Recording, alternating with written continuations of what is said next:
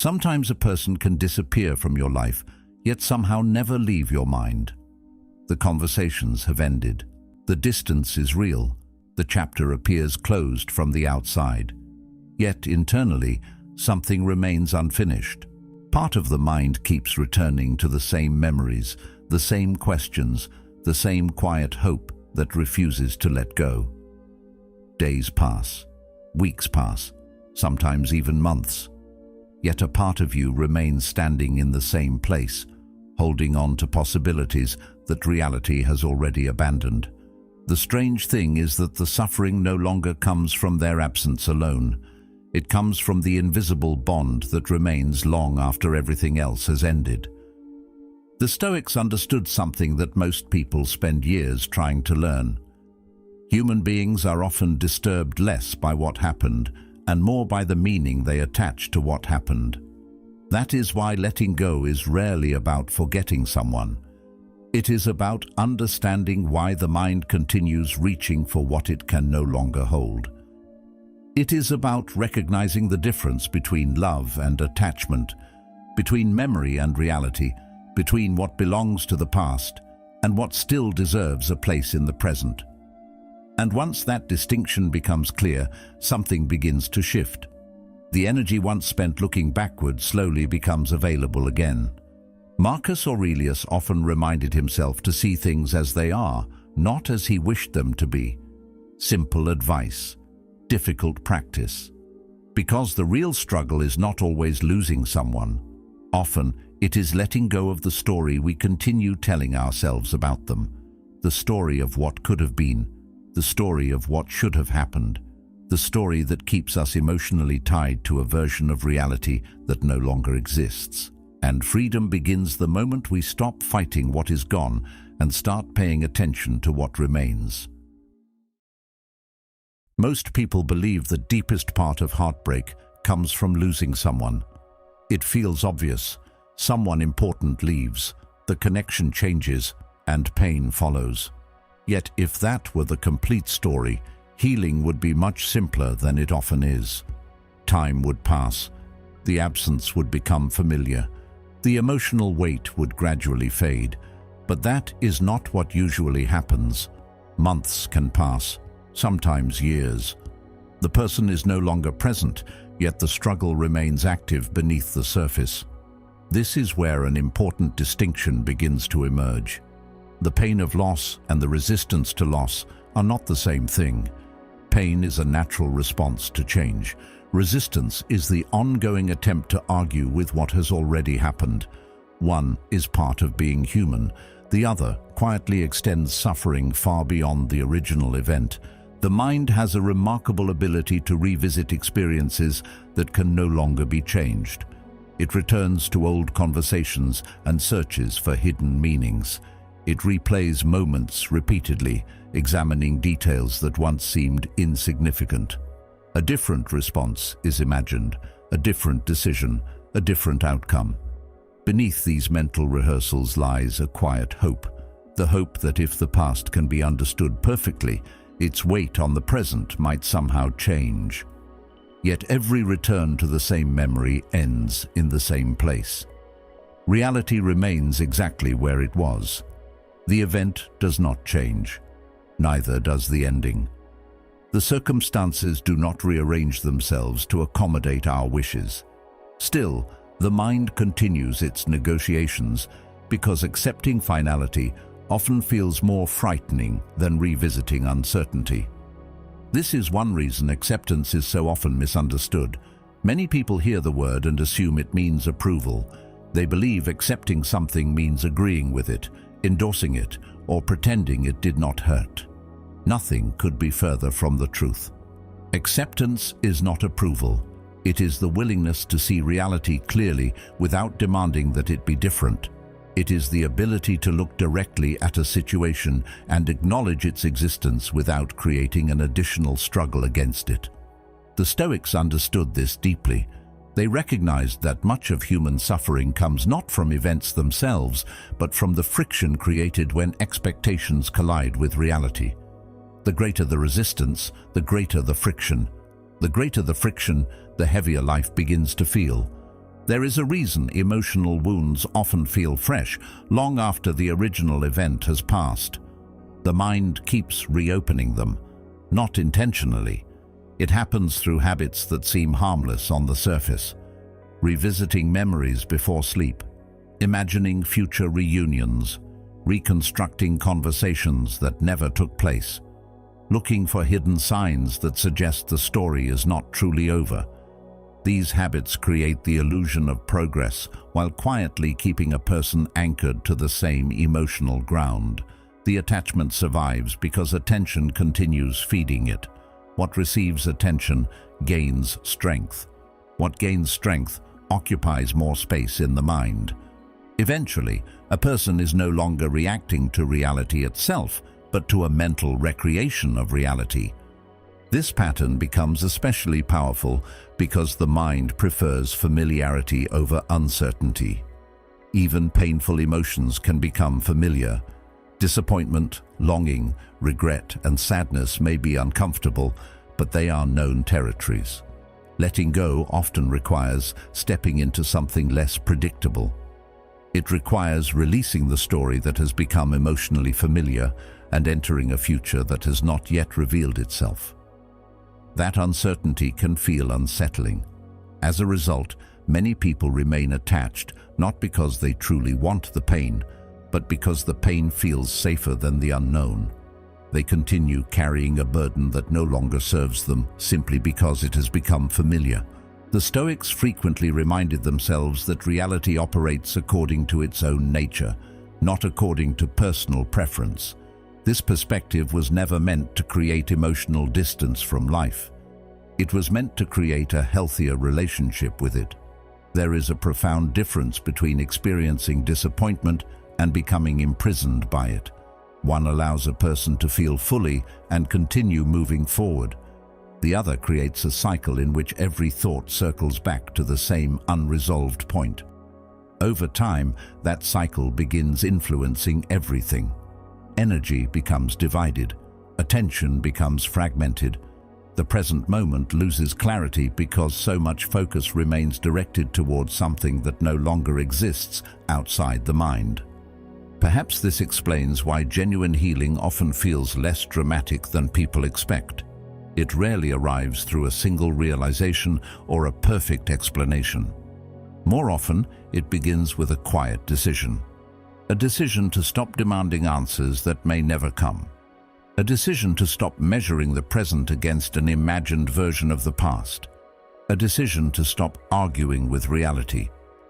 As Epictetus observed, make the best use of what is in your power and take the rest as it happens. These choices may seem small, but their effects are profound. Resistance consumes energy, acceptance returns it. Slowly, the mind becomes less occupied by what cannot be changed and more available for what can. Something unexpected happens during this process. The absence remains, but the struggle around the absence begins to soften. The memory may still exist. Certain emotions may still appear from time to time, yet they no longer carry the same intensity because they are no longer being reinforced through constant resistance. Instead of pulling against reality, a person begins moving alongside it. Instead of fighting the truth, they begin learning from it. This shift creates space, and within that space, clarity starts to emerge. The energy once spent holding on becomes available again. Available for growth, for reflection, for renewal. That is why acceptance is not the end of healing. In many ways, it is the beginning. If reflections like these help you see yourself and your life more clearly, consider subscribing. The ideas we return to consistently shape the people we become, and sometimes a single insight can change the direction of an entire life. This is why the end of a relationship, connection, or emotional bond can feel so disorienting. It is not only the loss of what happened, it is the loss of what was expected to happen next. The mind had already traveled forward. It had already filled in details that reality had not yet confirmed. It imagined future conversations, future experiences, future versions of happiness. None of these things existed in a concrete sense, yet they occupied real emotional space. When the connection ends, those imagined futures disappear as well. What remains is not only grief for a person, but grief for an entire possibility. That kind of loss can be surprisingly difficult to recognize because it does not exist in the external world. It exists within the private landscape of the mind. Once emotions enter the picture, perception changes. The mind becomes selective. It begins emphasizing certain details while minimizing others. It highlights moments that support the story it wants to preserve and quietly pushes aside information that challenges it. Over time, this process happens so naturally that many people do not even notice it occurring. They believe they are remembering the past accurately, when in reality they are remembering a carefully edited version of it. That editing process explains why memories often become more attractive with distance. The painful moments lose some of their sharpness, while the pleasant moments remain vivid. The disagreements become smaller, the disappointments become easier to justify. The moments of uncertainty fade into the background. Meanwhile, the laughter, affection, connection, and excitement remain at the center of attention. Little by little, the memory becomes polished. It becomes smoother than the actual experience ever was. The person is no longer being compared to reality. They are being compared to an idealized version that exists only in memory. Naturally, reality struggles to compete with that. As this process continues, the attachment becomes increasingly disconnected from what actually happened. It begins drawing its strength from imagination rather than experience. A person may spend hours thinking about someone they miss, yet much of what they are missing no longer exists outside their own thoughts. They are interacting with a mental reconstruction, a version shaped by longing, hope, and selective memory. This does not mean their feelings are false. The emotions are real. The sadness is real. The longing is real. But the object of that longing may have changed. Instead of being attached to a person, they have become attached to an idea. That distinction matters because ideas are much harder to release than people. A real person has flaws, limitations, contradictions, and imperfections. An idea can be endlessly perfected. It can become whatever the mind needs it to be. Whenever reality presents evidence that challenges the fantasy simply adapts. It finds a new explanation, a new justification, a new reason to continue existing. This is one reason emotional attachment can survive long after a relationship has ended. The attachment is no longer dependent on reality. It is sustained by imagination. As long as the imagination continues feeding it, it remains alive. The mind rarely does this out of weakness. In many cases, it is trying to protect itself. Letting go of a fantasy often requires accepting uncertainty. It requires admitting that a hoped-for future may never arrive. It requires facing the possibility that certain questions will remain unanswered. The fantasy offers temporary comfort because it creates the illusion of continuity. It allows the story to remain unfinished. As long as the story feels unfinished, hope remains available. And hope, even painful hope, can sometimes feel safer than acceptance. This is where clarity begins to reveal its value. Clarity does not destroy meaningful memories. It does not erase love, appreciation, or gratitude. Instead, it places them in their proper context. It allows a person to remember someone honestly rather than idealistically. It encourages a balanced view that includes both the beauty and the difficulty, both the joy and the disappointment. As Marcus Aurelius wrote, "If you are distressed by anything external, the pain is not due to the thing itself, but to your estimate of it." Once that balance returns, the fantasy begins losing its influence. The attachment gradually reconnects with reality.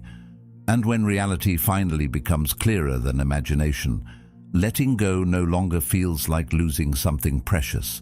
It begins to feel like returning to the truth. Once an attachment becomes connected to imagination rather than reality, another process quietly begins taking place beneath the surface. The mind starts feeding it, not deliberately, not because a person consciously chooses suffering. It happens because attention naturally flows toward whatever feels emotionally unresolved. A memory appears for a moment, and instead of passing through, it receives focus. That focus becomes reflection. Reflection becomes rumination. Rumination becomes a habit. Before long, entire portions of the day are occupied by thoughts that seem automatic. Yet they are not truly automatic. They are being sustained by attention. The mind treats attention much like water flowing toward a growing plant. Whatever receives consistent nourishment develops stronger roots.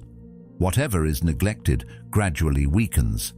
This principle influences nearly every area of life, including emotional attachment. Many people underestimate the power of this process because attention feels invisible. Physical actions are easy to notice.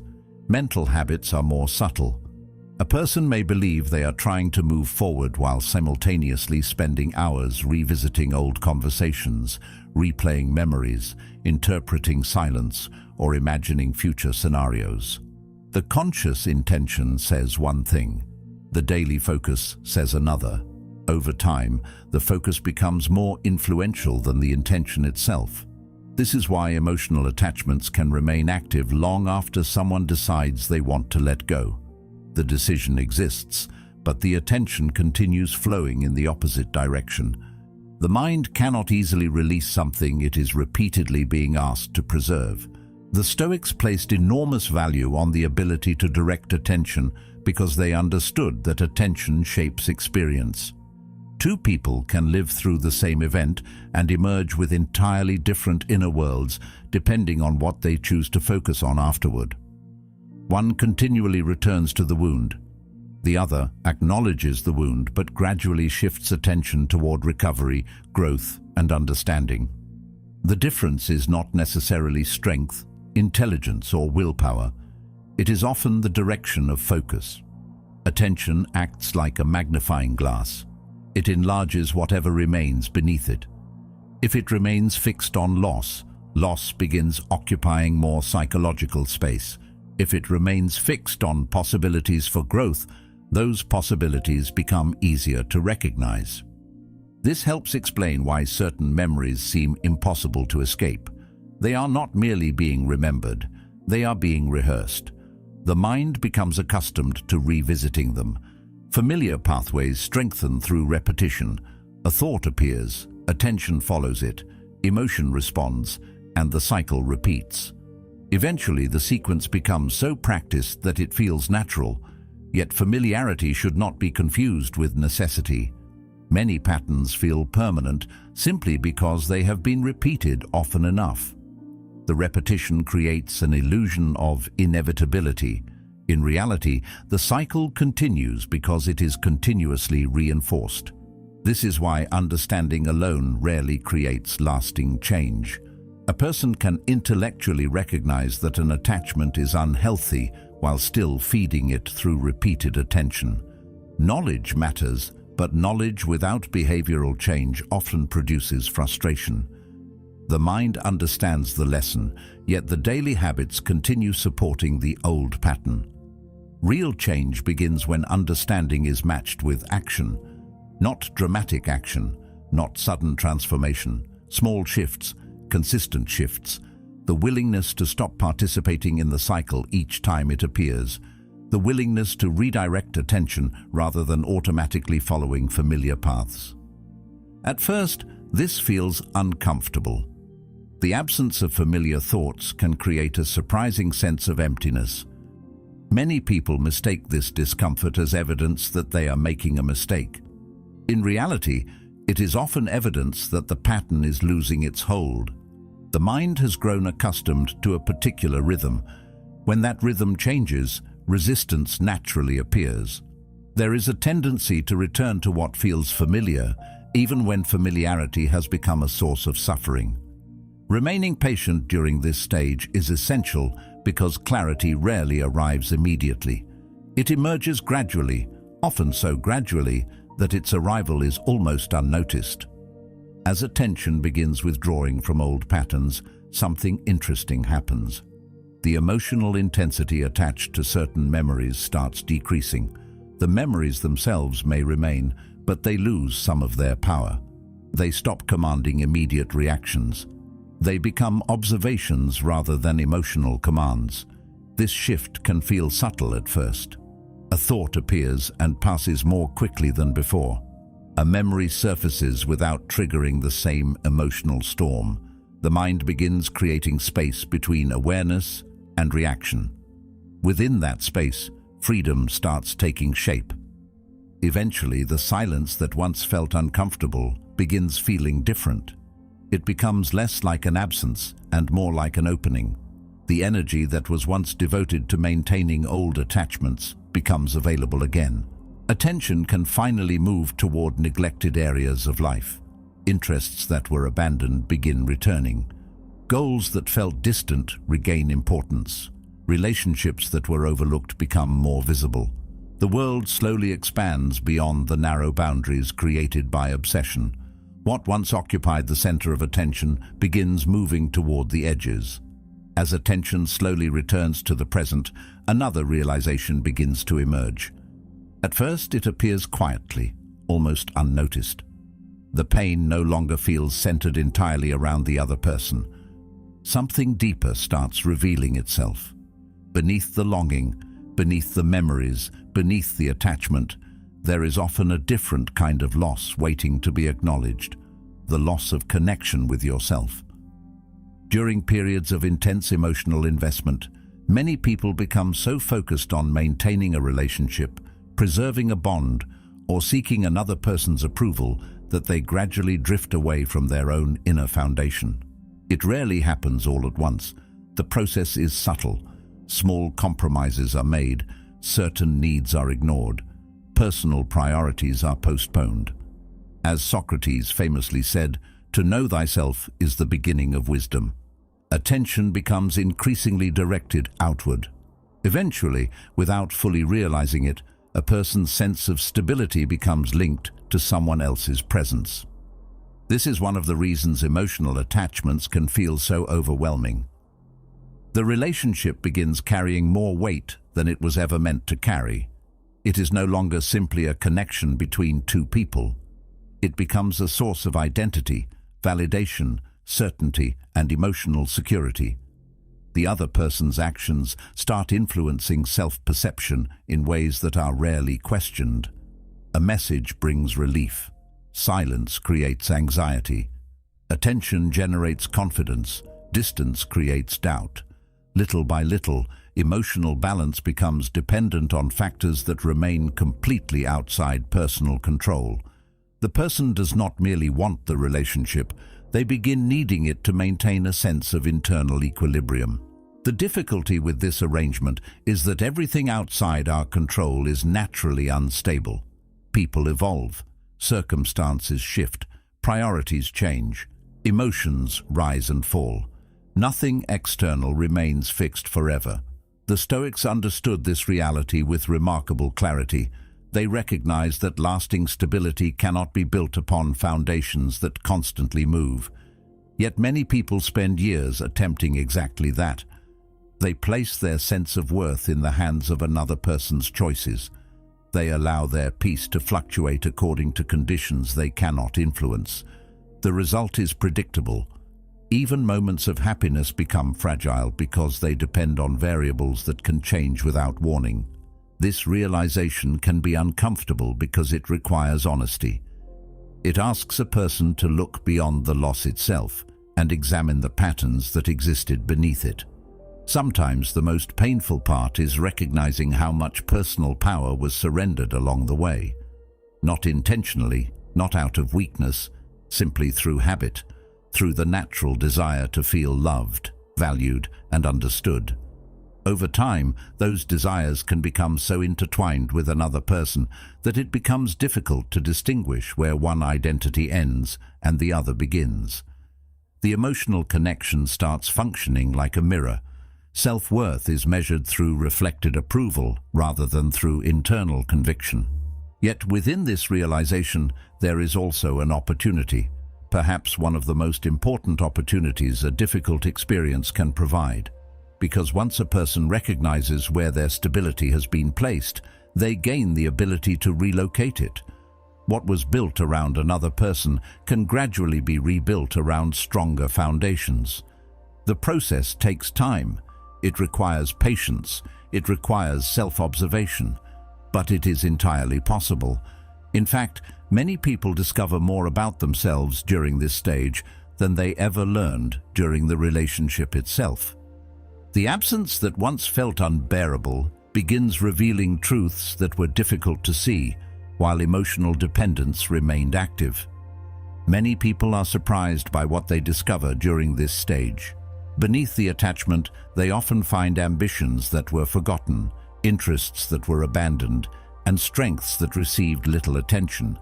Parts of their identity that once felt alive gradually begin returning. The process resembles reconnecting with an old friend. There is a sense of familiarity mixed with rediscovery. The qualities were never truly lost. They were simply overshadowed. Emotional dependence occupied so much mental space that other aspects of life struggled to receive equal attention. Once that dependence weakens, room becomes available again. This shift changes the way value is perceived. Instead of asking whether another person recognizes your worth, attention begins focusing on whether you recognize it yourself. This distinction is subtle but transformative. External validation feels powerful because it arrives from outside. Internal validation feels different because it must be cultivated deliberately. It develops through actions rather than approval, through consistency rather than praise, through living in alignment with personal values rather than seeking constant reassurance.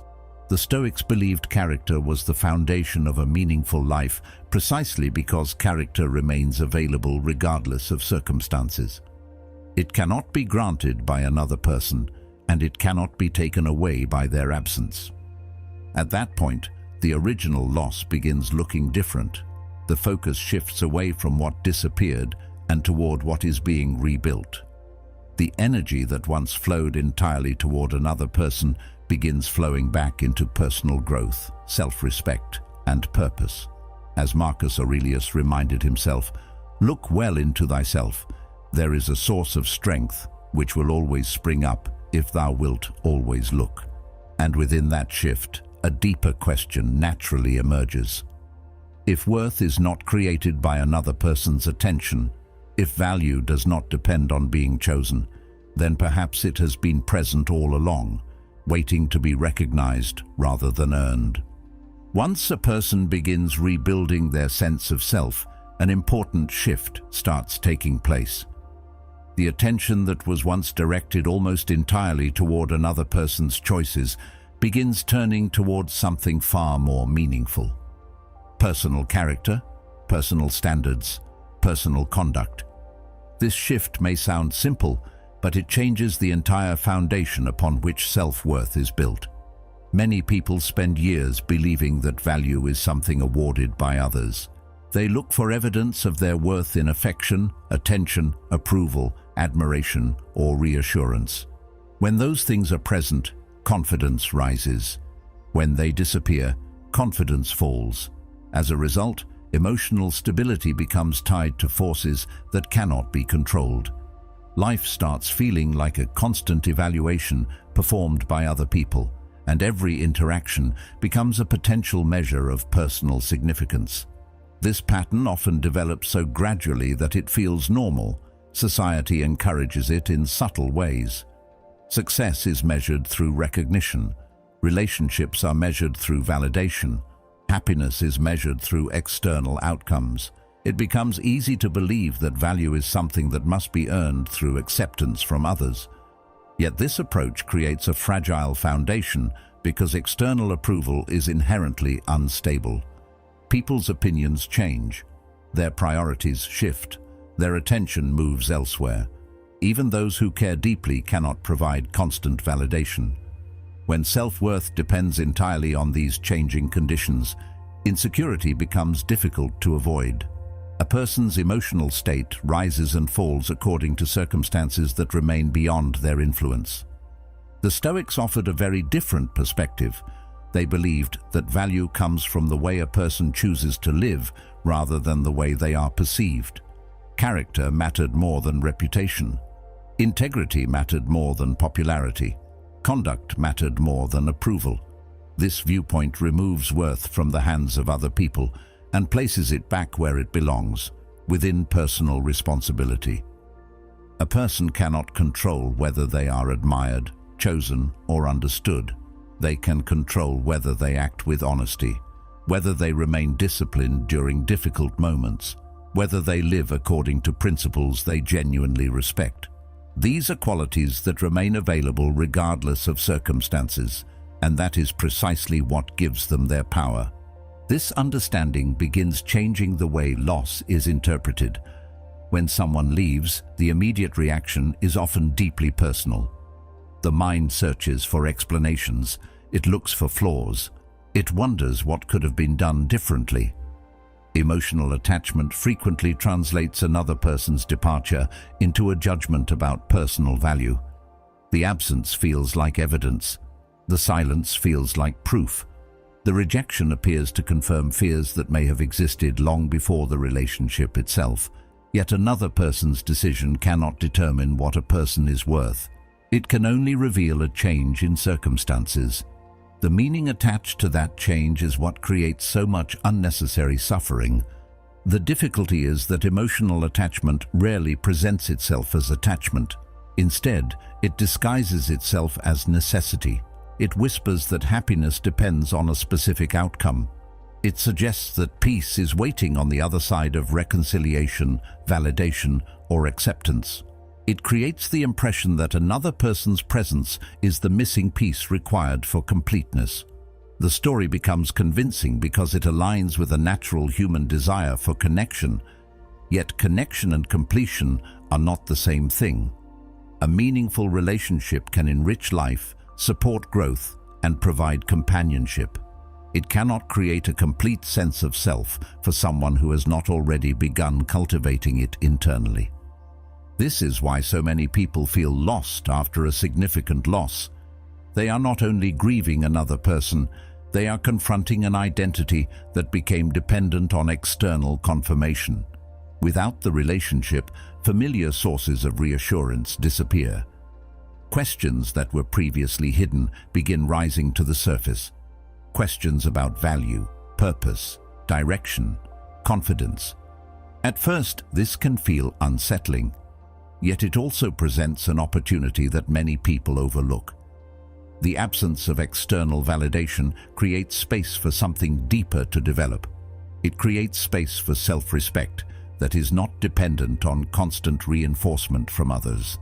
Self-respect grows differently than approval. Approval can arrive instantly. Self-respect develops gradually.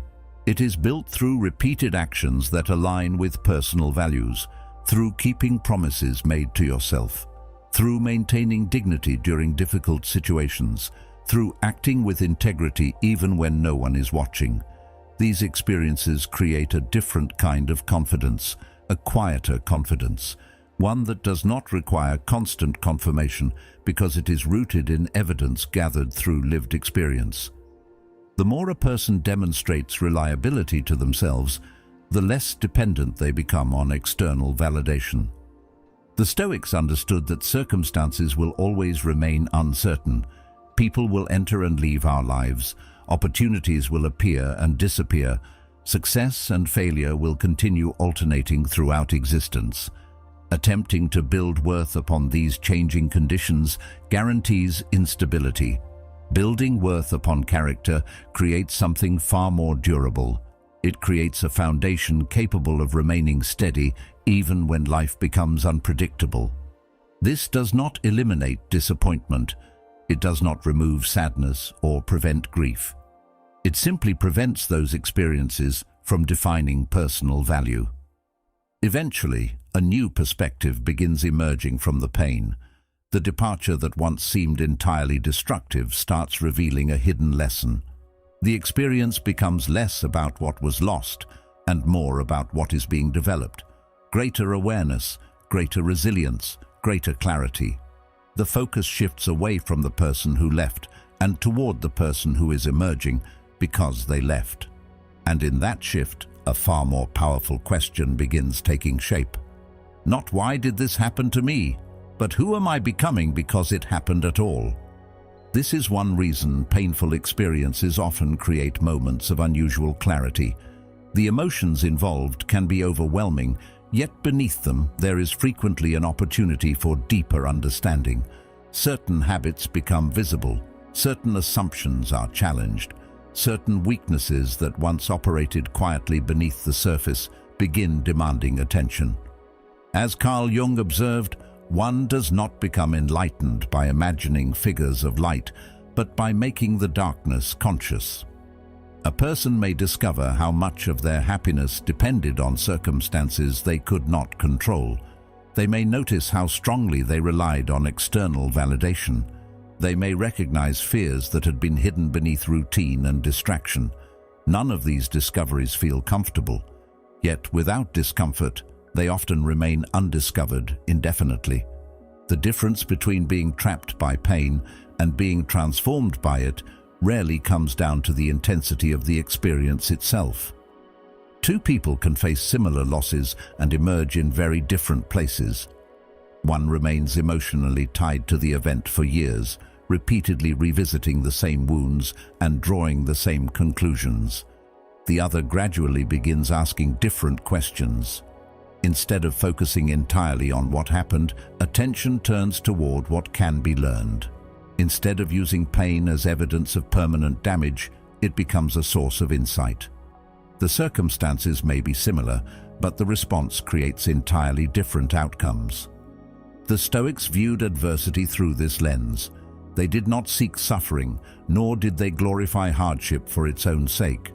What they understood was that challenges often develop qualities that comfort cannot produce. Patience is rarely strengthened when everything happens according to plan. Discipline rarely grows when there is no temptation to abandon it. Perspective rarely expands when life unfolds exactly as expected. Certain strengths emerge only when circumstances demand them. Without resistance, there is little reason for growth. Without difficulty, many capabilities remain dormant. The challenge itself becomes part of the process through which character is refined. This understanding changes the relationship a person has with hardship. Rather than viewing pain solely as an obstacle, it begins to appear as a teacher, not a gentle teacher, not one anyone would voluntarily choose. Yet a teacher nonetheless. Every disappointment contains information.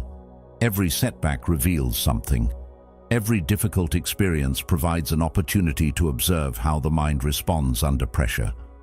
Does it become consumed by resentment? Does it cling to the past? Does it search for blame? Or does it gradually begin moving toward understanding? These responses matter because they influence not only recovery but future growth as well. Over time, many people noticed that the qualities they admire most in themselves were not developed during comfortable periods. They emerged during moments that demanded resilience, moments that required perseverance when motivation was absent, moments that required composure despite uncertainty, moments that forced difficult choices and uncomfortable reflection. Looking back, it often becomes clear that growth was taking place even when progress felt invisible. The experience itself was shaping something valuable beneath the surface long before the results became obvious. This shift is subtle but powerful.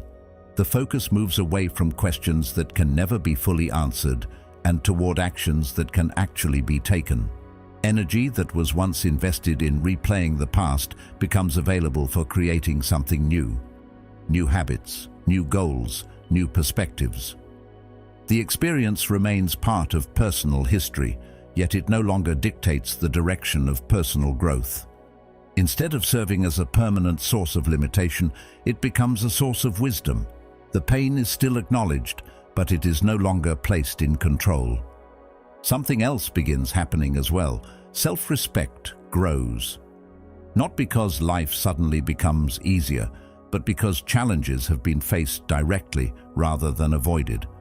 There is a quiet confidence that develops when a person realizes they can survive difficult experiences without losing themselves.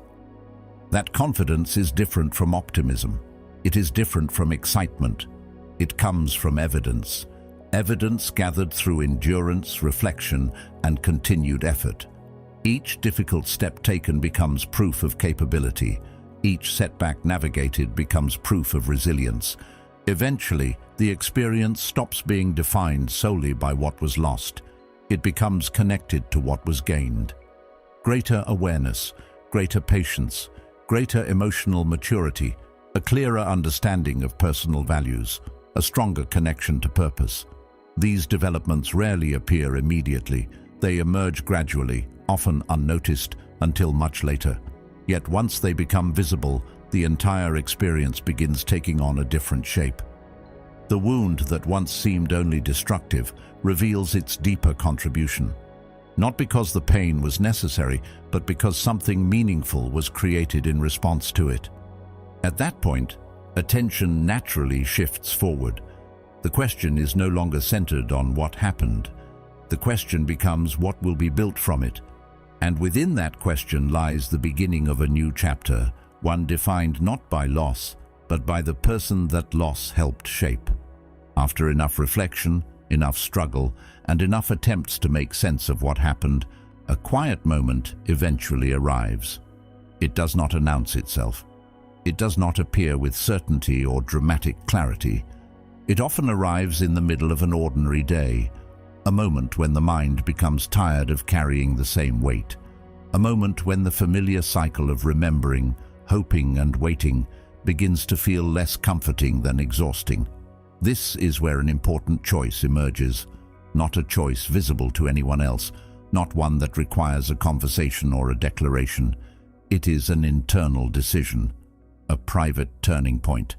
The realization that continuing to carry a fantasy is also a choice, even if it does not always feel like one. For a long time, the fantasy may have seemed necessary. It provided comfort during uncertainty. It kept possibilities alive when reality felt disappointing. It allowed unfinished stories to remain open. There was always another explanation to consider, another future scenario to imagine, another reason to believe that things might somehow return to the way they once seemed.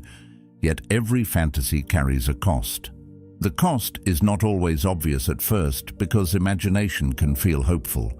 But over time, the price becomes clearer. Attention remains tied to what no longer exists. Emotional energy remains invested in outcomes that may never arrive. Life continues moving forward while part of the mind remains standing still, waiting for something that may already be over. This is why the final stage of letting go has very little to do with forgetting. Many people spend years trying to erase memories, only to discover that memories are not the true source of suffering. A memory by itself is simply a recollection. It becomes painful when it is combined with attachment, longing, and dependence. The memory says, "This happened." The attachment says, "This must happen again." The difference between those two experiences is profound. One allows a person to honor the past. The other prevents them from fully participating in the present.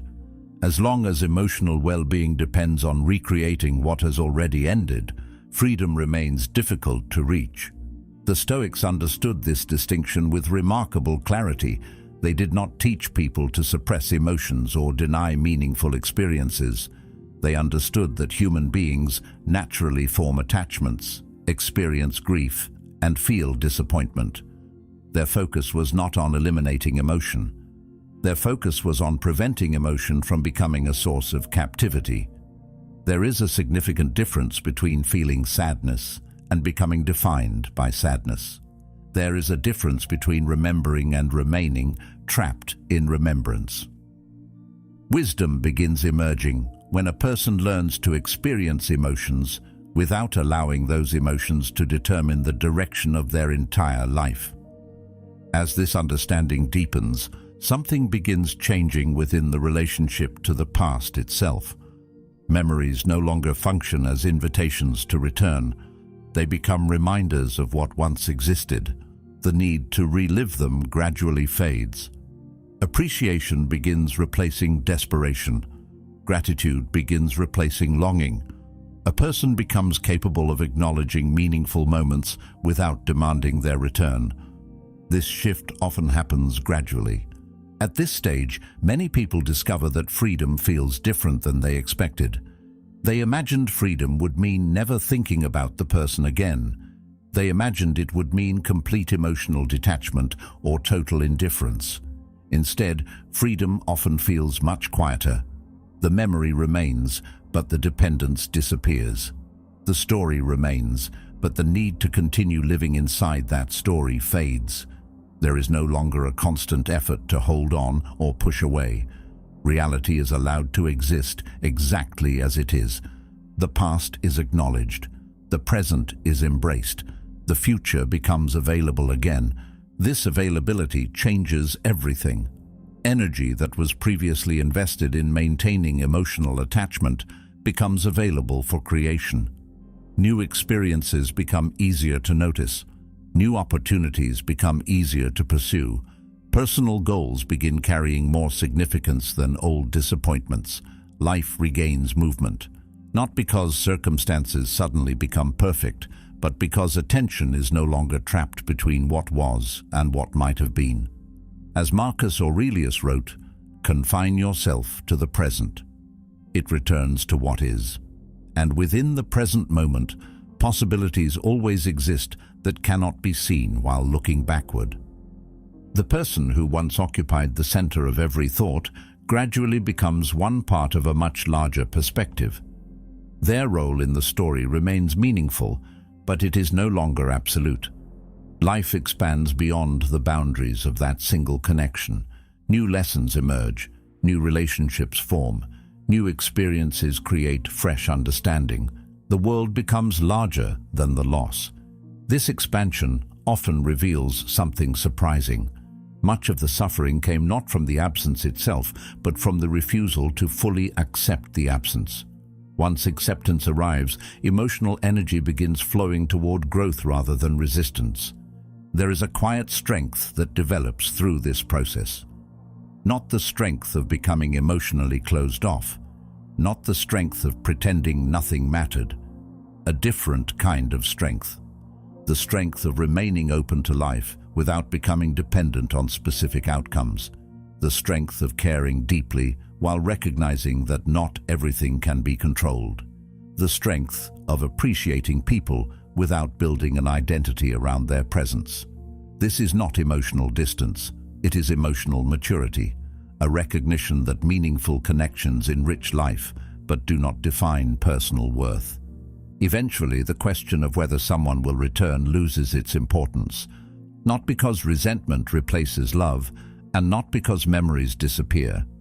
It loses importance because life itself becomes larger than the question. The focus shifts toward what can be built, experienced, learned, and contributed moving forward. The future no longer feels like a waiting room. It becomes a place of possibility again. And within that shift lies the essence of true liberation, not the absence of memories, but the absence of dependence upon them, not the elimination of emotion, but freedom from being controlled by it. A state where peace is no longer borrowed from circumstances, outcomes, or people. A state where wholeness remains intact, regardless of who stays, who leaves, and what life chooses to bring next. The moment you stop waiting for someone else to complete your story is the moment you begin writing a new one. Not from loneliness, not from bitterness, but from clarity. The past may always be a chapter of your life, but it was never meant to become the entire book.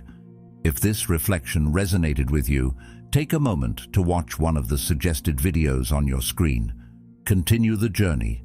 Continue strengthening the mind, deepening your understanding, and building the kind of inner peace that no circumstance can take away.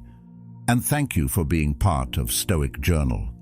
Until next time, take care of yourself, stay grounded in wisdom, and keep moving forward with quiet strength.